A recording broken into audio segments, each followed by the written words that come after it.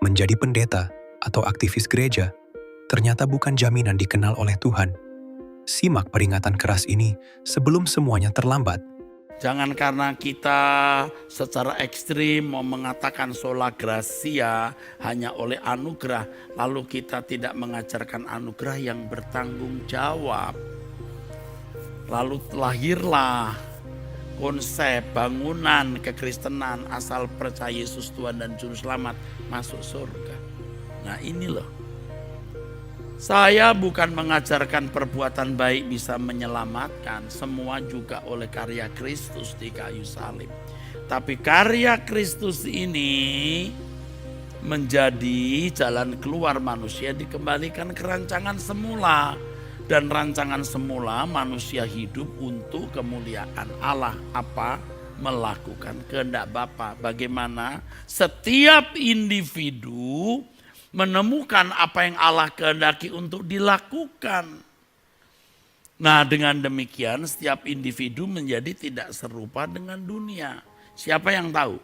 Ya tentu Tuhan, karena Tuhan yang berurusan dengan individu per individu dan orang itu sendiri juga tahu bahwa dia berjalan sesuai dengan kehendak Allah. Saya takut saudaraku, takut kalau sampai nanti menghadap Tuhan ternyata saya tidak melakukan kehendaknya.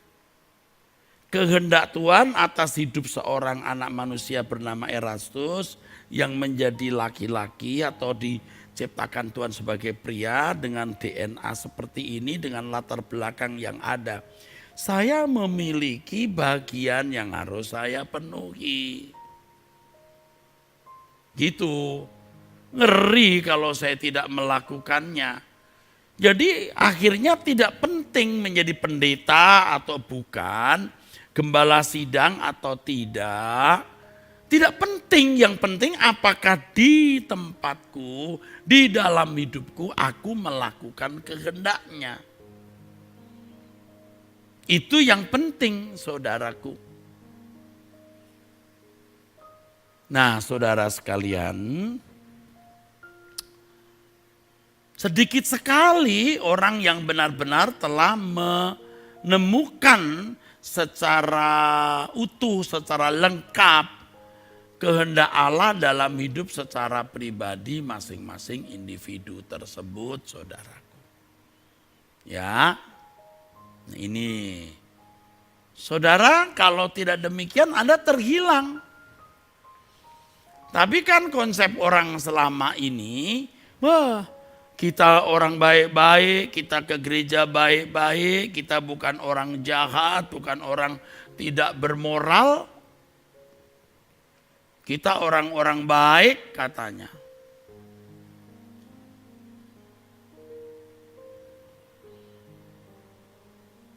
Iya, memang tidak melanggar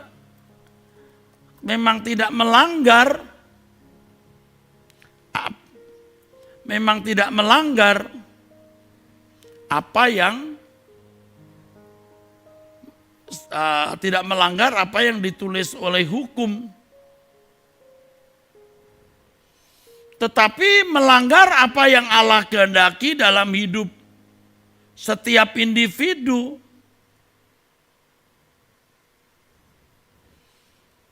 Tidak melanggar hukum, tapi rencana-rencana Allah secara khusus tidak kamu tahu dan kamu tidak lakukan.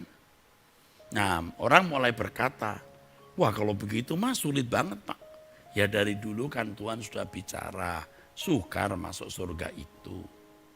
Maksudnya surga dalam konteks Tuhan Yesus Kristus adalah menjadi anggota keluarga kerajaan surga. Ya, boro-boro mendengar suara Tuhan Pak. Percaya Tuhan itu ada atau tidak saja masih ragu, ikut saja orang mengatakan Tuhan ada. Ya, percaya saja. Tapi tidak sungguh-sungguh bergumul. Nah inilah yang harus kita gumuli. Apa sih sulitnya? Kalau saudara melihat kekekalan yang dahsyat Anda menyediakan waktu 30 menit, 1 jam itu tidak ada artinya. Oh, demi masa depan supaya anak bisa sekolah. Demi masa depan supaya istri keluarga punya rumah. Demi masa depan anak-anak keluarga ada kendaraan. Siang malam orang bekerja berjam-jam.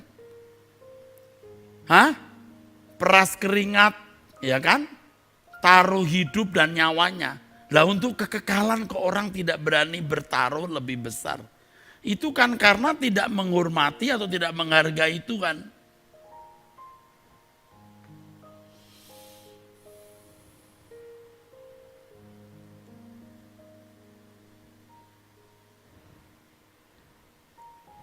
Ayo kita berubah, saudaraku. Saya juga sedang belajar dan saya mengajak saudara itu belajar. Jadi kalau Anda tidak serupa dengan dunia ini, Anda sesat. Dalam pandangan Kristen sesat. Di Lukas pasal 15 kita tahu cerita mengenai anak terhilang. Biasanya fokusnya pada anak bungsu yang meninggalkan rumah bapaknya, memboroskan harta dengan perempuan-perempuan berdosa dan berbagai kejahatan. Pulang dalam keadaan miskin, compang-camping, ya, melarat atau sudah jadi gembel. Bapaknya sambut. Kita tahu dong kisah itu. Si sulung mendengar ada keramaian di rumahnya. Keramaian karena pesta yang diadakan orang tuanya. Menyambut kedatangan anaknya yang kata ayahnya, anaknya yang dulu mati sekarang hidup. Si sulung tidak mau masuk. Sampai bapaknya yang keluar menemui dia. Anda mesti bisa melihat kisah itu. Apa? Si sulung ini mempermalukan bapaknya di depan tamu dan para hamba-hamba atau pegawai-pegawai bapaknya. Terus terang loh dia menunjukkan pemberontakan. Dia demonstrasi. Ya. Demonstrasi. Unjuk perasaan. Mungkin kelihatannya demonstrasi damai, ya. Dia tidak mengambil batu, dia lempar rumah. Dia tidak teriak-teriak, ya. Tapi dia tidak mau masuk rumah sudah menunjukkan pemberontakan. Anda tahu akhir cerita itu? Anda tahu? Anda nggak tahu? Saya juga tidak tahu. Tidak ada akhir ceritanya. Kemungkinan si sulung juga tidak pernah masuk rumah lagi. Jadi yang terhilang akhirnya si sulung, bukan si bungsu. Bungsu balik, si sulung tidak. Jika dilihat dari kacamata moral, kacamata orang beragama, ini si bungsu ini jahat, patut masuk neraka. Tetapi saudaraku, ternyata si sulung yang akhirnya masuk neraka. Kalau si sulung sampai pada akhirnya tidak masuk rumah loh. Si bungsu ketika datang kepada bapaknya dia berkata, aku telah berdosa kepada bapak dan kepada surga. Baca itu di Lukas 15. Dia berdosa kepada bapaknya dan berdosa kepada Tuhan, berdosa kepada kerajaan Allah. Si sulung tidak peduli, saudara. Nah, jangan sampai kita seperti si sulung. Dan Anda tahu Tuhan Yesus sedang menunjukkan kepada siapa perumpamaan itu? Orang-orang Yahudi yang beragama, bermoral baik, tapi tidak mengerti hati bapaknya. Itulah sebabnya firman mengatakan kita harus memiliki pikiran perasaan Kristus. Ini agenda satu-satunya dalam hidup. Ini pekerjaan besar dan sulit. Ya, Jangan berpikir cari uang lebih sulit dari ini. Jangan berpikir pelayanan lebih sulit dari ini, artinya kegiatan gereja. Lebih sulit untuk mensinkronkan hati kita dengan hati Tuhan. Saya ulangi ya, gereja telah diasuh oleh dunia dalam sejarah, sehingga memiliki warna yang jauh berbeda dengan warna asli kekristenan yang Yesus ajarkan. Dunia kita makin jahat. Anda mungkin bilang gak suka. Mosok Pak. Loh, Lukas 18 ayat 8 Tuhan Yesus berkata, kalau anak manusia datang, apakah dia mendapati iman di bumi? Matius 24 ayat 12-13 mengatakan apa? Karena makin bertambahnya kedurhakaan, kasih kebanyakan orang menjadi dingin. Hanya orang yang bertahan sampai akhir yang selamat. Kan semua ini fakta yang saudara harus lihat. Yang kita harus sadari, saudaraku. Mungkin ada yang berkata begini, Pak Pendeta, kalau begini nanti banyak orang Kristen bisa masuk neraka, Pak. Iya, benar. Tapi kalau kita bicara terlalu vulgar, nanti kita dianggap menghakimilah, sombonglah. Padahal kita mau ingatkan, hai saudara-saudaraku, kalau kalian tidak serupa dengan Yesus, kalian sesat. Coba saya pengen tahu apa balasan orang sih kalau ada seruan seperti ini. Tapi saudara, saya tidak perlu mendengarkan feedback. Nanti terjadi konflik, adu argumentasi, dan bisa melukai. Lebih baik saya bicara monolog saja. Yang mau dengar, silahkan. Yang tidak mau mendengar, silahkan. Yang mau menerima, silahkan. Yang gak mau menerima, resiko ditanggung sendiri. Pecinta suara kebenaran yang mengikuti apa yang saya sampaikan ini, sudah saatnya kita meninggalkan dunia, saudaraku. Ayo kita melakukan kehendak Bapa dalam hidup kita. Saudara tahu banyak orang meratapi perkawinannya? Banyak banget. Kenapa? Waktu you pilih jodoh, you gak tanya Tuhan. Pokoknya Anda jatuh cinta, merasa cocok, lalu datang ke gereja berkata, Tuhan yang mempersatukan, tidak boleh diceraikan. Mungkin Tuhan juga tidak menghendaki you menikah dengan dia. Ya, iya. Ngotot mau naik pangkat, ngotot mau punya kedudukan tinggi, ngotot mau memiliki kekuasaan. Nggak tanya Tuhan tuh maunya apa dalam hidupnya. Sembarangan saja menggunakan mulut, menggunakan tenaga, menggunakan uang. Berani kita bertemu dengan Tuhan Yesus. Lalu kalau Tuhan tanya, kamu sudah melakukan kehendak Bapa belum? Lalu jawabnya, sudah Tuhan. Coba apa yang kamu lakukan? Tidak membunuh, tidak mencuri, tidak berzina, menghormati orang tua. Lah itu kan bangsa Israel. Kalau begitu aku tidak perlu tanya. Kehendak Bapa dalam hidupmu secara pribadi. Seperti Bapak Abraham. Yang melakukan apapun yang Allah kehendaki. Kalau belum begitu belum punya iman, sesat kamu. Nah banyak orang Kristen sesat tapi tidak sadar dirinya sesat. Seperti saya dulu saudara. Sebenarnya sesat tetapi Tuhan masih memberi kita kesempatan untuk berubah. Ya jadi Tuhan masih beri kesempatan kita berubah, kita bersyukur.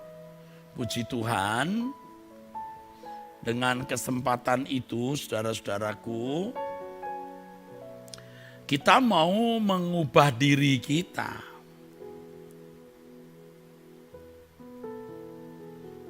Kalau dulu kan kita tekun ya membaca buku, membuat risalah, mengerjakan tugas-tugas sebagai pengajar. Sekarang kita juga tekun duduk diam di kaki Tuhan, menangkap suaranya.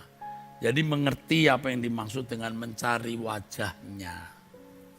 Lalu periksa diri apakah hidupku ini sudah sesuai dengan kehendak Allah atau belum. Di setiap langkah yang kita ambil sesuai tidak dengan kehendaknya. Kalau dulu kan semua serba kita perhitungkan dengan akal pikiran kita, dengan kecakapan kita berteologi, beradu argumentasi, kita olah nalar kita. Ya saya dosen etika, saudaraku, dan dosen sistematika teologi, dogmatika maksudnya. Ya semua yang saya kerjakan bisa saya lengkapi dengan alasan-alasan.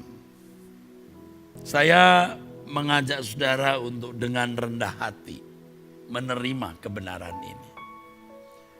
Saya mengerti ini sulit sekali. Kenapa sulit? Karena konsep kita selama ini mengenai sesat itu sudah salah. Jadi karena konsep kita sudah salah, maka kita tidak merasa gusar ketika keadaan kita sebenarnya masih serupa dengan dunia ini.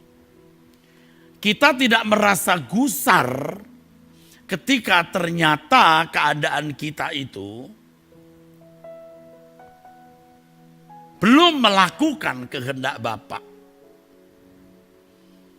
Belum melakukan kehendak Bapa, tapi kita nyaman saja karena kita merasa bukan sebagai orang berdosa. Kita tidak melanggar hukum. Kita merasa bahwa kita ini orang santun, apalagi kalau jadi aktivis gereja. Jadi pendeta lagi. Sudah pasti deh, tidak merasa sesat. Saudara kalau perhatikan banyak pendeta-pendeta khotbah, pemahaman sesat yang dimiliki itu orientasinya tidak beda dengan orang-orang di luar Kristen. Pokoknya melanggar hukum, tidak bermoral, sesat. Tetapi sekarang kita mendapat pencerahan ini. Ayo kita berubah sebelum kita menghadap Tuhan. Namanya berkenan kepada Allah itu bukan karena kita santun saja, bukan karena kita melakukan hukum moral secara umum saja, tapi berkenan ini artinya melakukan apapun yang Allah kehendaki. Sebab kalau hanya menuruti hukum, Paulus berkata, aku tidak bercacat. Aku tidak bercacat kalau ditinjau dari hukum. Tetapi kalau ditinjau dari kehidupan sebagai anak Allah yang standar moralnya harus tidak bercacat, tidak bercela, yang dalam segala hal sesuai dengan pikiran perasaan Allah. Paulus dalam Roma pasal 7 berkata, celaka aku. Maka ia belajar untuk bertumbuh. Ayo kita tinggalkan kekristenan palsu yang telah kita jalani selama belasan tahun atau bahkan puluhan tahun. Ayo kita memasuki kekristenan yang baru.